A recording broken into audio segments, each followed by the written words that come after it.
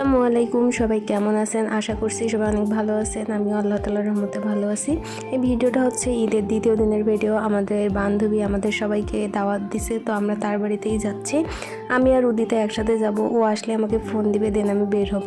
তার আগে আমি একটু একটু করে ভিডিও করে নিচ্ছিলাম। এই তো আমি কস্তরীদের বাড়িতে আসলাম। আমাদের কিন্তু স্বপ্নিলের মা লাগবে না, আমাদের একজন কস্তরীর মা আছে। আন্টি আমাদের জন্য এত এত রান্না করছে, কি আর বলবো। তো আমি কুহুর সাথে কথা বলতেছিলাম, মেয়েটা এত কিউট, সবাই মাশাআল্লাহ বলবেন। সে আমাকে বলতেছিল তোমাকে আমার অনেক ভালো লাগছে, আমি তোমার সাথে তোমাদের বাড়িতে যাব।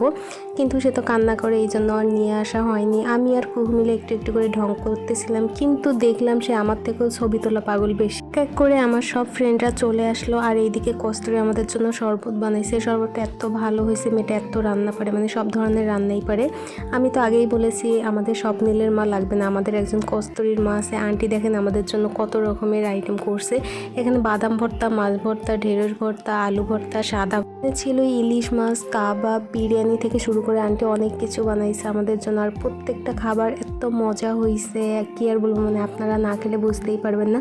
এইদিকে তো রিদি ছবি তুলে নিচ্ছিল আর আমি ভিডিও করে নিচ্ছিলাম। আর একটু পরেই কিন্তু আমরা সবাই মিলে খেতে বসার আগে আমি একটু একটু করে ভিডিও করে নিচ্ছিলাম, আর কস্তূরি এখানে সব কিছু রেডি করে দিচ্ছিল আমাদের।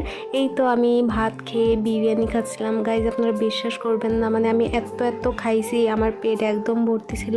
এইদিকে তো সবাই খাচ্ছিল আর আমার খাওয়া শেষ হয়েছে, আমি বসে আস্তে আস্তে খাচ্ছি। এই কতদিন পর আমরা কস্তূরিদের বাসায় গেলাম, আর এইখানে আন্টি সার্ভ করে দিচ্ছিল সবাইকে।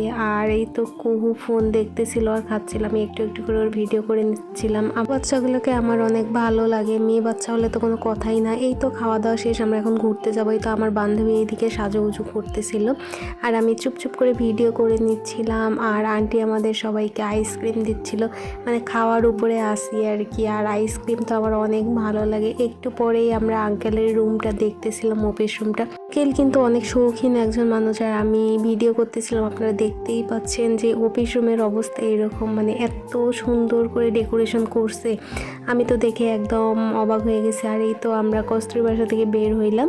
একটু পরেই আমরা কোথায় যাব আমরা নিজেরাও জানি না, মানে আমরা সবাই মিলে হাঁটতেছিলাম আর বলতেছিলাম ভ্যানে উঠে আমরা মামাকে বলবো আপনার যেখানে ইচ্ছা আপনি সেখানেই নিয়ে যান আমাদেরকে। এই তো আমরা ভ্যানে উঠছি আর ঘুরতেছিলাম, জায়গা খুঁজে পাচ্ছিলাম না যে কোথায় আমরা ছবি তুলবো। দেন আমার বন্ধুকে ফোন দিলাম, সে বললো আমাদের এইদিকে আয়, ওর ওইদিকে চলে গেলাম। আর এই তো বসে বসে আমরা ঢং করতেছিলাম। আকাশ এত খারাপ করছিল, আমরা তো ভয় পেয়ে গেছিলাম যে আমরা মানে আজকে ঘোরাঘুরি করতে পারবো না, মানে অল্পের জন্য বৃষ্টি আসে নাই। এই তো আমরা ভ্যানে যাচ্ছিলাম আর ভ্যানের পিছনে আমি বসছি। এখানে রিদি গান বলতেছিল কস্তূরি সহ, আমি তো তাদের গান একদম নষ্ট করে দিচ্ছিলাম, মানে গান আমার নষ্ট না করলে আমার ভালো লাগে না।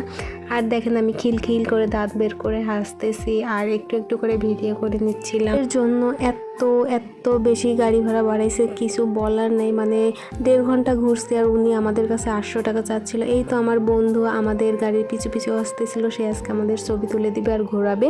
এই দেখেন আমরা সবাই মিলে বসে বসে গল্প করতেছিলাম আর আমি ভিডিও করতেছিলাম। আজকের ভিডিওটা এখানেই শেষ করছি, সবাই ভালো থাকবেন, আল্লাহ হাফেজ।